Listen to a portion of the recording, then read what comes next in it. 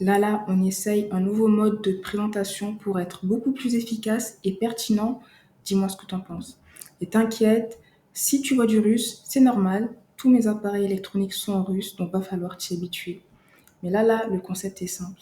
On va voir ensemble 5 projets crypto, pépites au potentiel x100 qui ont levé des fonds. Et le but va être de déterminer si ces projets sont bullish ou si c'est tout simplement du bullshit pseudo-profond. Pourquoi c'est intéressant? Je vais te partager 2 raisons. La première, en faisant cet exercice, on va pouvoir anticiper les nouvelles tendances. Parce que les VC, avant d'investir, ils font des analyses et eux veulent se positionner sur l'avenir. Donc là, c'est comme si on était en train de dénicher les nouveaux Facebook, les nouveaux Amazon, les nouveaux Apple à la racine quand personne ne les connaît. Et ça, c'est extrêmement fort. Tu vois ce que je veux dire? Même si, attention, après, je vais te partager un petit disclaimer. Mais avant ça, deuxième raison, là, tu vas kiffer et normalement, tu as déjà dû en profiter.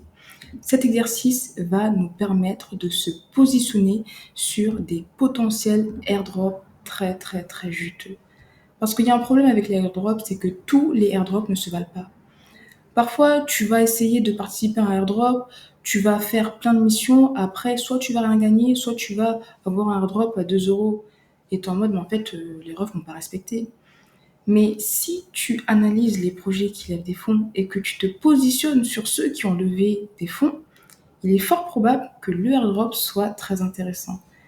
Et là, je vais te partager 3 exemples où on a pu voir que quand un projet lève des millions, le airdrop qu'il envoie à sa communauté est très très très intéressant. Et le dernier en date, c'est là en plus, c'est Arbitrum. J'espère que tu en as profité parce que Arbitrum, regarde, il me semble que c'était en 2021. Attends, on va aller sur l'article, comme ça on va voir ça ensemble. Ouais, en 2021, frérot, en 2021, Arbitrum avait levé 120 millions de dollars. Il y a des gens qui sont en train de réclamer leur airdrop à 4 ou 5 chiffres. Tu vois ce que je veux dire? Et quand tu sais cette information, tu peux te dire, OK, les refs ont levé 120 millions de dollars, je vais me positionner sur cet airdrop. Je vais prendre le temps de faire l'émission parce que je pense que le airdrop peut être intéressant. Même si, encore une fois, ce n'est pas parce qu'un projet lève des fonds que le airdrop est garanti. Mais dans l'idée, tu vois ce que je veux dire. Tu sais que dans la crypto, on évolue dans un univers risqué. Le deuxième, c'est Aptos. Normalement, tu t'en rappelles. En plus, je crois que c'était en 2022. Attends, j'ai pas les dates en tête. On va voir ensemble. Dans tous les cas, l'article, il est là. Ouais, en 2022, ils avaient levé 150 millions de dollars et leur airdrop a mis bien plusieurs personnes. C'est pareil. L'autre exemple, le airdrop n'est pas encore tombé, mais ça pourrait tomber. En plus, je t'en parle très souvent et je t'en ai parlé aussi même fin 2022. C'est Sui. Sui, ils avaient levé 300 millions de dollars. Attends, la dinguerie, frérot. Aptos avait levé 150, Sui 300 millions. On va voir, on va voir. Encore une fois, le airdrop n'est pas garanti, on ne sait pas, mais ça peut valoir le coup de se positionner. Et le dernier, c'est ZK5. Eux aussi, ils sont chauds, ils sont chauds, ils sont chauds. Ils avaient levé combien? 200 millions. Donc parmi les 4 exemples que je t'ai partagés, les 2 projets, en plus là, c'est que des blockchains, mais les 2 blockchains qui ont levé le plus de fonds n'ont même pas encore sorti leur airdrop. Tu vois ce que je veux dire? Attention, je ne connais pas l'avenir. Not a financial advice, do your own research. On partage juste des informations. Par contre, attention, et là, je voulais te partager le petit disclaimer. Premier disclaimer, les projets peuvent échouer. Ce n'est pas parce qu'un projet lève des fonds qu'il va réussir. Ce n'est pas parce qu'il y a les plus gros VC qui croient dans ce projet que ce projet sera une réussite. Malheureusement, encore une fois, personne ne peut prédire l'avenir et il y a un pourcentage d'échecs non négligeable dans les projets qui lèvent des fonds et les VC le savent très bien. Parce que quand ils mettent plusieurs millions dans certains projets, leur but, c'est d'en avoir quelques-uns qui puissent faire un x100 pour justement couvrir les pertes reliées aux projets qui n'ont pas réussi. J'avais fait une vidéo où je te partage en détail la stratégie des VC, mais voilà, je préfère te prévenir parce qu'encore une fois, ici, il n'y a pas de pleureuse. Si t'es une pleureuse, ma chaîne n'est pas pour toi. Parce que peut-être que là, on va voir un projet, on va se dire, ah ouais, il va être intéressant, et que dans un an, on va apprendre que finalement, le projet a échoué. Mais ça arrive, c'était le jeu. Tu connais les règles, faudra pas venir ici pleurer. Ouais, il y a un an, t'avais dit ci, ça, non, parce qu'il y a déjà un mec qui a fait ça, et moi, franchement, je comprends pas les pleureuses. C'est pour ça que, bref, passons à la suite. La deuxième chose dont il faut se méfier, c'est que parfois, malheureusement, les projets peuvent mentir. Et là, je vais te partager 2 grosses dingueries. La première, c'est Celsius. J'espère que tu n'étais pas dessus. Et ce qui fait rire avec le ref, c'est qu'il avait un t-shirt où c'était écrit: «Les banques ne sont pas vos amis».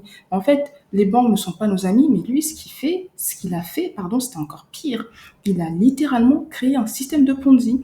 En fait, il utilisait l'argent de ses clients pour faire monter sa crypto parce que Celsius avait une crypto et après pour se mettre bien, acheter des villas dans les 4 coins du monde, financer son mode de vie assez fast. Enfin, tu vois ce que je veux dire. Et le pire du pire du pire, on n'est pas au bout de nos surprises, c'est que Celsius avait levé 750 millions de dollars. Attends, frérot, je vais te montrer l'article. Là, on ne sort pas des informations du chapeau. On a fait nos propres recherches, tu vois ce que je veux dire. Et je t'invite aussi à faire tes propres recherches. Là, 750 millions, et tu vois ce qu'ils nous ont fait. Tu as vu la dinguerie qu'ils nous ont fait. C'est pour ça qu'il faut se méfier. Et l'autre cas, on va pas s'étendre là-dessus parce que normalement tu les connais. FTX, hein, on connaît les dingueries qu'ils nous ont fait. Et la dernière fois, ils avaient levé aussi 400 millions de dollars. Donc voilà, c'est pour ça qu'il faut se méfier. Donc là, on va passer en revue 5 projets, mais avant ça, on va tirer au sort les grands gagnants du NFT de la collection 1000 Merci que j'avais créé pour remercier toutes les personnes qui donnent de la sephora. Donc on va directement aller sur ma page YouTube. Dans tous les cas, je t'ai dit, hein, chez moi, tout est en russe. Donc, on va voir la dernière vidéo. Je vais la copier. Donc, Podjelitsia. C'est bizarre, parfois, ça marche pas quand je mets Podjelitsia. Donc, je vais faire CTRL, copier Lovat. Est-ce que tu vois copier Lovat quelque part? Ah, copier Lovat. Ok. Donc là, normalement, j'ai copié le lien. Non, j'ai même pas copié le lien. Attends. Je vais faire un truc de speed là. Souligne. Ok. Et là, Podjelitsia, copier, copier, copier, copier. Ok, donc là, je vais là. On va copier le lien, comme ça tu vas en direct dans le tirage au sort. Donc, on n'inclut pas les réponses. Continuer. À 13. Ok, bah merci. Grand gagnant. KLDB Web. Et le deuxième grand gagnant, Marjane. Donc félicitations à vous et n'hésitez pas à me contacter par mail pour recevoir votre NFT. J'en parlerai plus tard, mais franchement, ce serait bien de prendre le NFT parce que plus tard, il pourra s'avérer être très très très pertinent.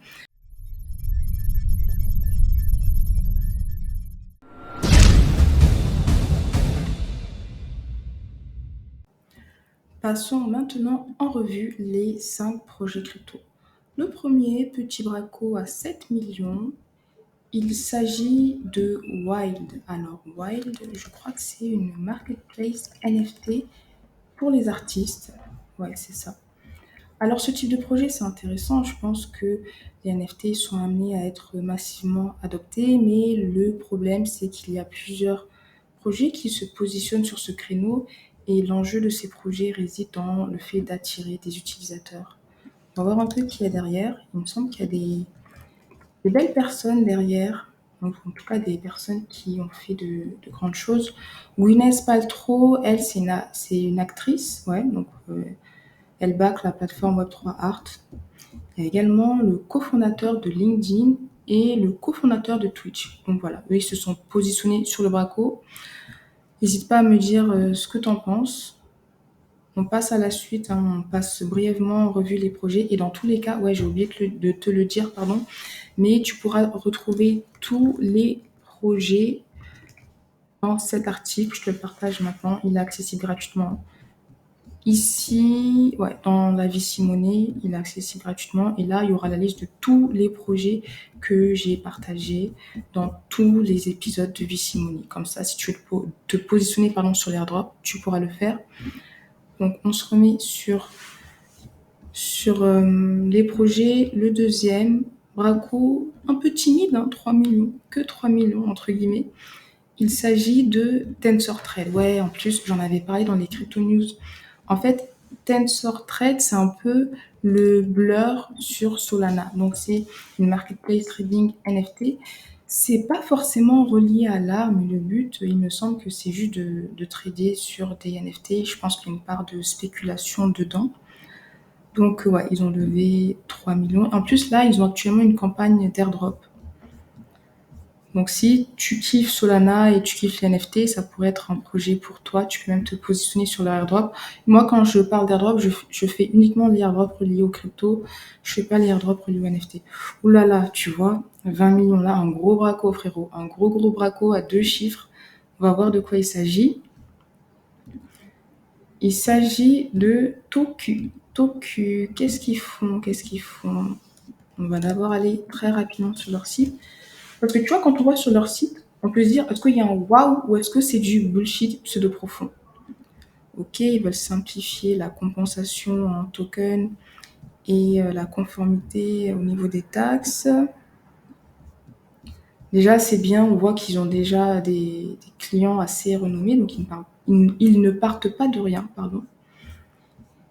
Et en fait, je trouve que leur projet est très très bien. Parce que j'ai lu rapidement avant de faire la vidéo, et ils veulent créer une solution pour permettre aux entreprises crypto ou non d'accepter, enfin, ou d'émettre des paiements en crypto et ou en fiat. Et moi, je trouve que c'est extrêmement pertinent.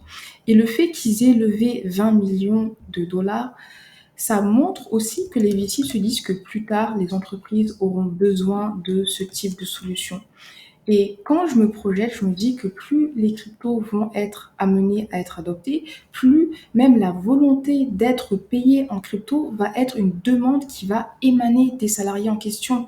Et si une entreprise se rend compte qu'elle a beaucoup de ses employés qui veulent être payés en crypto, elle va potentiellement chercher une solution et Toku va venir en mode les frérots, on est là pour vous. Grâce à nous, paiement en crypto, paiement en fiat, vous inquiétez pas, on gère tout ce qui est compliance, les taxes, la fiscalité, et c'est top. Voilà, là, c'est plus un projet d'infrastructure. En tout cas, il n'y a pas de crypto adossé, mais c'est intéressant quand même de voir que ce type de projet intéresse les VC. Et pour moi, c'est aussi un signe non négligeable que l'adoption massive est en cours. Le prochain projet, braquage assez timide, 1,3 million de dollars. De quoi s'agit-il? Il s'agit, tac tac tac, suspense, de la plateforme Nelthy. Alors, qu'est-ce qu'elle nous propose, la celle? Ok, c'est une plateforme NFT pour simplifier l'investissement dans les NFT. Et ouais, j'avais vu un peu ce qu'ils faisaient avant de faire la vidéo et je trouve leur concept très intéressant. Moi, j'ai pas non plus creusé, j'ai pas creusé de ouf, mais on va voir ça ensemble. Voilà. Become an healthy alpha. Ok. Et déjà, ce qui est bien, c'est que si là, comme ça, la page nous intéresse, on peut se dire, bah, tiens, je peux rejoindre la whitelist parce que dans la crypto, faire partie des premiers, ça peut toujours être intéressant.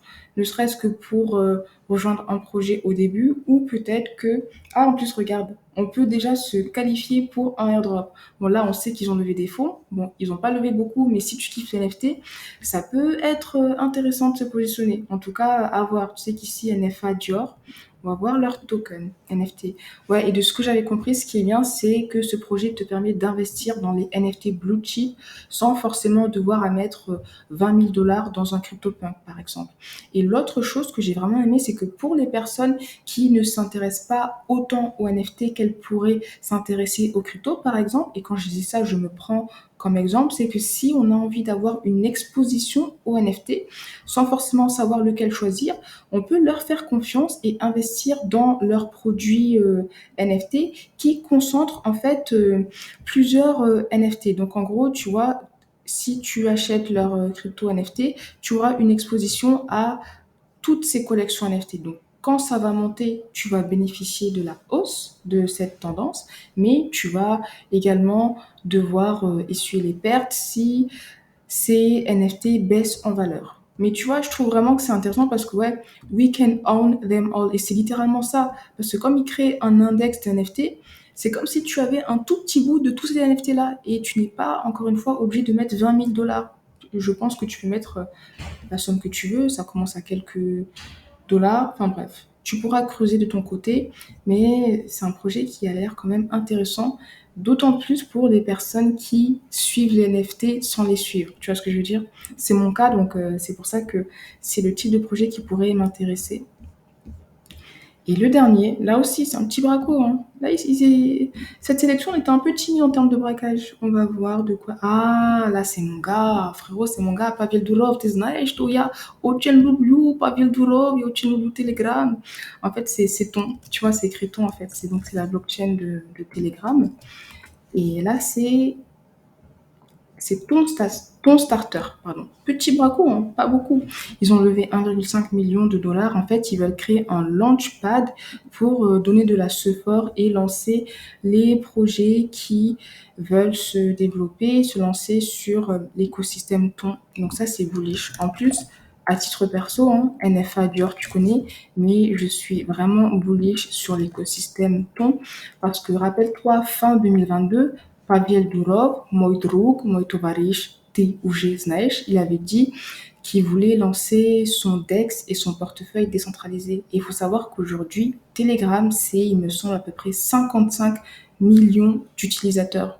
Ça veut dire que dès qu'ils vont lancer leur blockchain et leur DEX et leur portefeuille décentralisé, ils auront déjà 55 millions d'utilisateurs qui pourraient plus facilement convertir qu'une personne qui n'a jamais eu affaire à leur application. Donc en tout cas, c'est cool. En plus, là, ils ont déjà commencé.